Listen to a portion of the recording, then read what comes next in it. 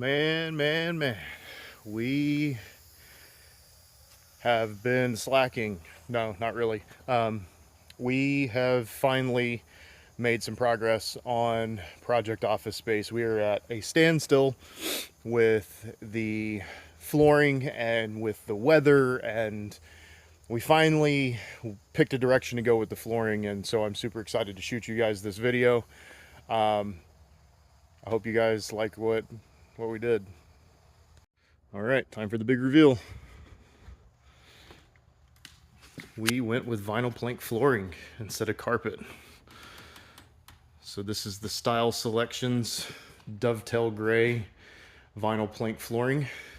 And we still have some trim to do and stuff. Our series isn't over yet, but we wanted to show you guys the floor and how it looks with the trim. Looks amazing in here.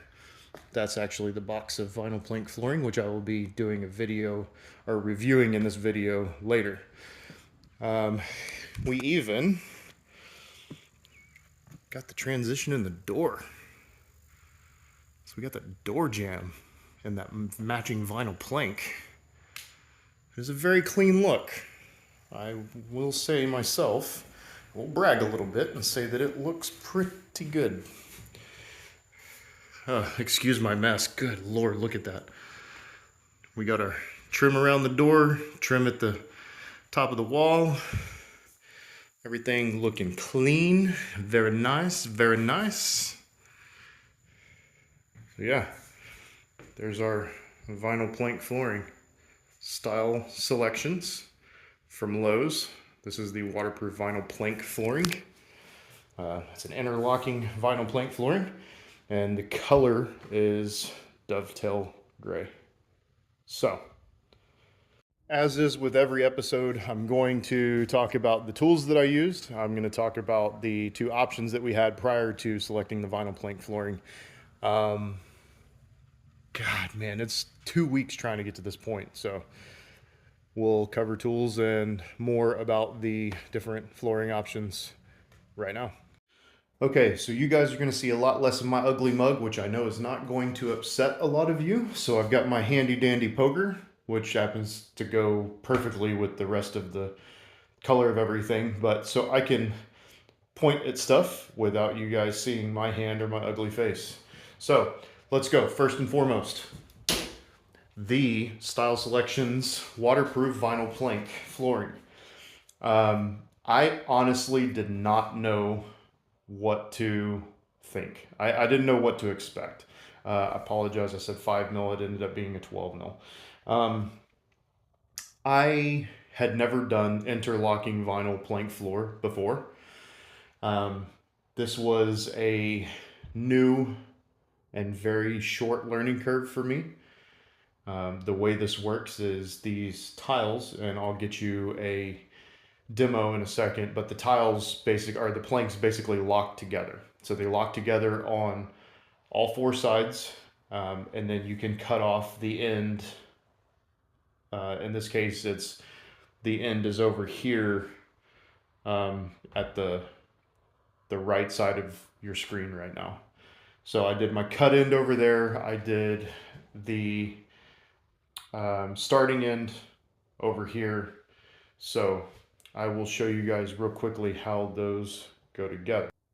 So what you have is you have a piece with a groove. I know that's not very easy to see, but we'll get it close. So you have a groove. The other piece has an interlocking groove. So what you will do is you will line these up at about a 25-degree angle to where the grooves basically snap together, and you lay it flat and it locks together.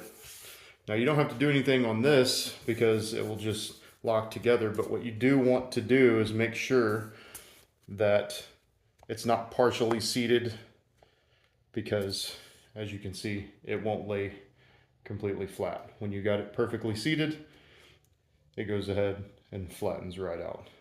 So on the ends that butt together, you have this basically square groove joint. You will put your pieces together, you snap those together. once they lay down flat, and then you hammer along the seam. Obviously, I can't really show you guys that right now. I'll try and get you a video of that towards the end because I can't hold this and hammer at the same time. So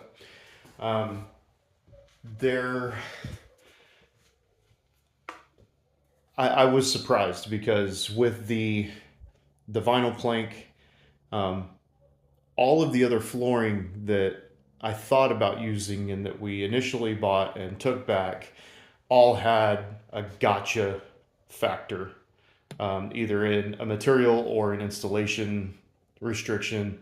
And I honestly expected something as far as a gotcha with this waterproof vinyl plank.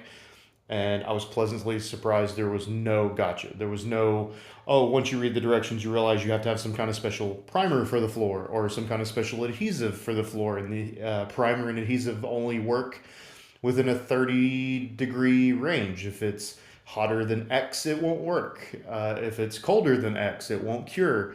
So with the rapid swings in temperature that sound like lottery tickets here, or lottery numbers here in Texas lately, it could be 32 or 28 degrees one day and 72 or 84 one day.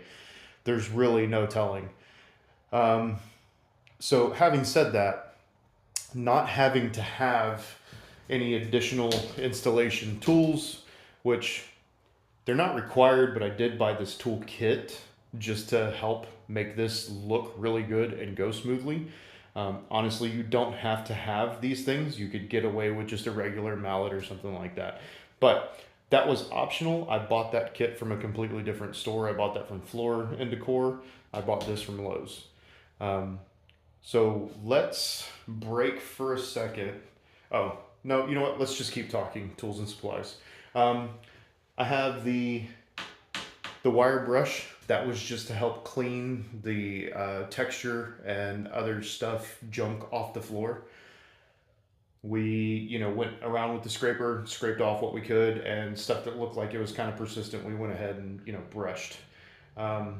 From about 3 feet this way towards the camera, back, we were going to try and install a different flooring, which we'll talk about later.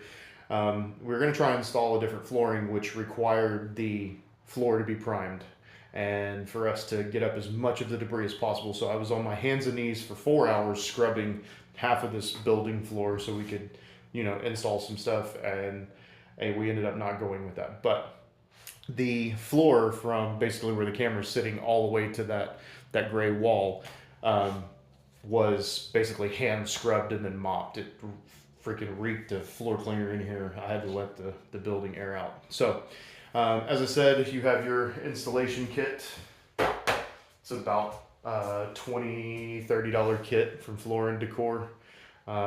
Square, obviously, to help you cut straight edges. I have my miter saw there in the corner, which you can see. Also use my miter saw, which I have it out. Totally forgot about including it in the shot, but hey, there it is.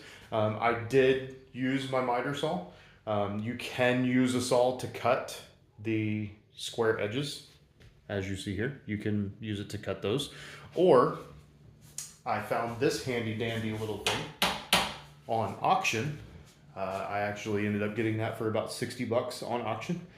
It was kind of a hit or miss kind of thing.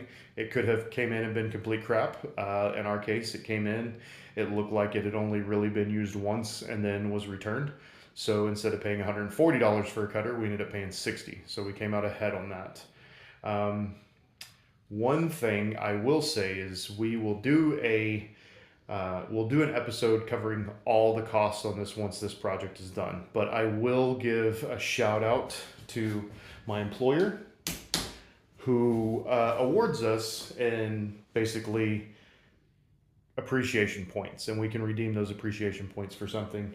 And in my case, I collected them for most of the year, and we're able to redeem them on about $375 worth of gift cards. So half of this floor was paid for by my company in the form of gift cards from me doing a good job at work and getting rewarded for that. So saved money there.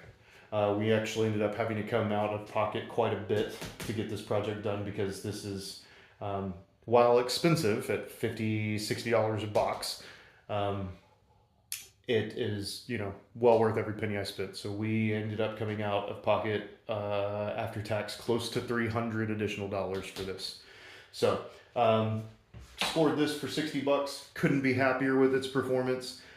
Beautiful machine. If you're gonna do laminate vinyl plank floor, or you're gonna do vinyl plank flooring like this, I would absolutely recommend that. Even at full price of 130, 140, even 150 bucks, the vinyl plank cutter is well worth the money. Let's see, not a whole lot of other stuff to talk about tool-wise. You'll probably need a straight edge when you get up to the butting edge or the trailing edge that you have to cut each piece long ways. In our case, we are cutting about 3 pieces lengthwise to get across the floor. One thing you do want to do when you are doing this style of floor that I'll show you guys, notice that the different colors are staggered. So you want to stagger these pieces, not only because it looks cool, but you want to keep these seams away from each other and kind of stagger them. So keep that in mind. The flooring will cover this in the instructions once you open the box, but that is something to keep in mind. So as you can see, we have our tools here. That's just about it for what we're gonna discuss on tools.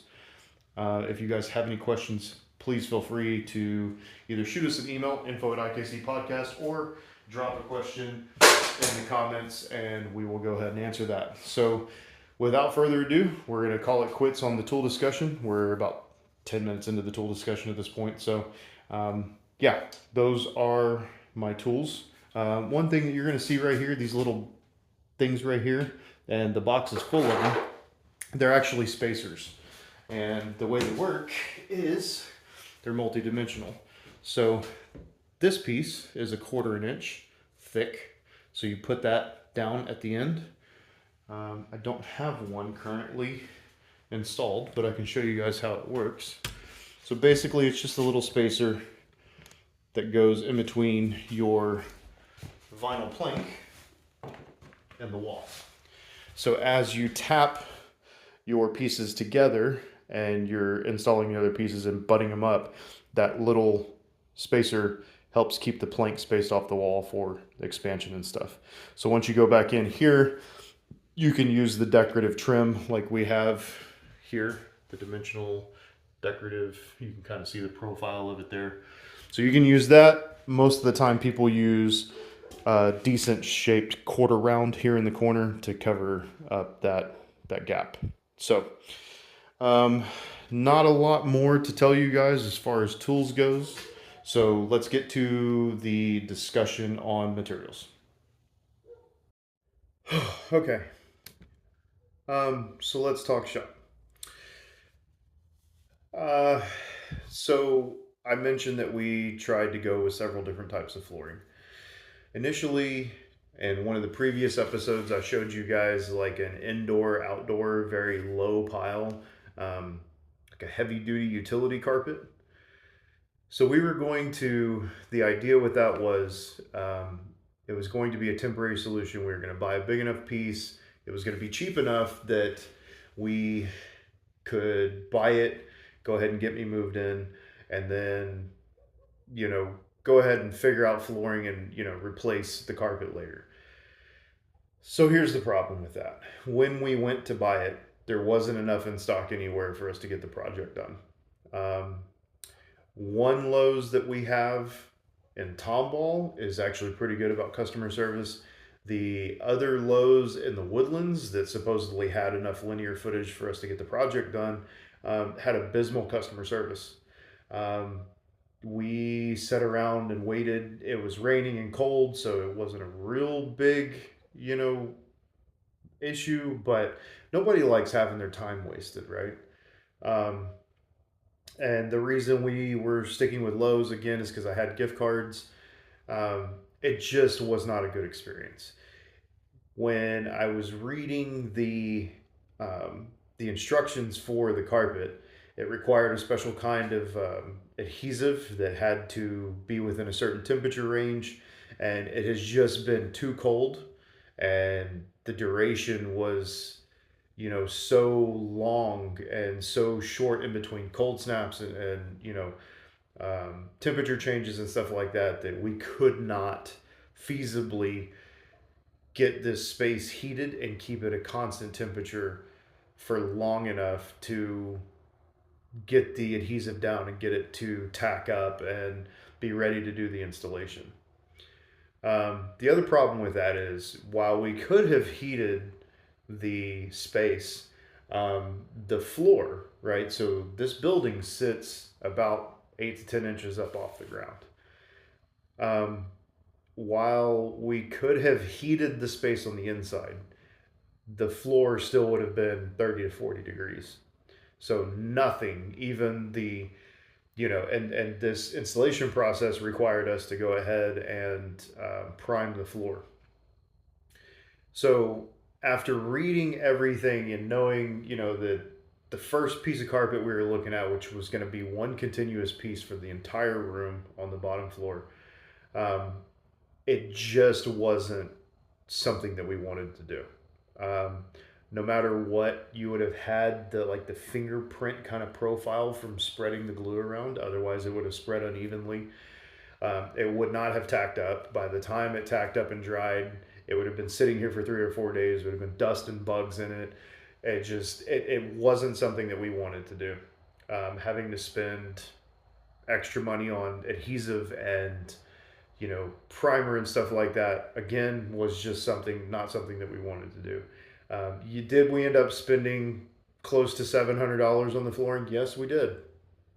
In the end, we did. But I feel like what we got now with the vinyl plank, the color pattern looks a hell of a lot better. The warranty on this stuff is freaking ridiculous. It's waterproof. We can mop in here now. We weren't going to be able to do that to begin with, and the subfloor in here would just deteriorate so quickly if we tried mopping on it. I feel like it's not that I'm trying to justify the purchase. I just feel like we got a lot better product. So jumping back, the first initial piece of carpet requiring the primer and requiring the adhesive and everything that was going to go. It was a color we were going to settle with. We ended up saying, to hell with it, we're not going to do it. The second option was actually a decent herringbone pattern, self-adhesive, like a 24-inch by 24-inch square carpet tile. I got several $100s worth of the product, brought it home, thought it was going to be the say-all end-all answer. We actually got a deal on a box of it because the box was already opened. It just, from the moment I posted a picture of it on the Discord, I had every single person whose opinion I respect, and just everybody who's dealt with the stuff and done any kind of flooring in any kind of situation was like, dude, you're not going to be happy with it. I guarantee you within a couple of months, you're going to be ripping it out. You're going to be bitching about it, stuff like that. And once I read the directions, again, while it said self-adhesive, it was not self-adhesive. It required floor preparation. It required a similar product for primer.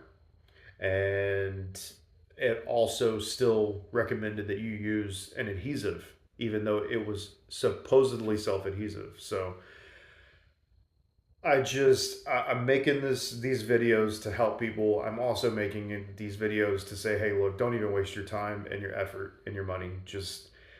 I know that the initial investment on something like a waterproof vinyl plank is going to be pricey. I think that we were looking at somewhere around $2.50 a square foot.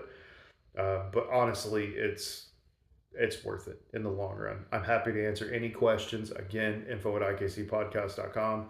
We'll put the email here so you can see it. Otherwise, just ask me a question in the comments. Seriously, I have no problem answering it. So that's the process by which we ended up coming to the vinyl plank.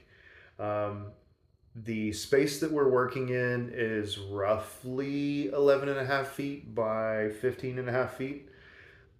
It took me 3-4 nights after working to get the entire um, the entire area laid and installed.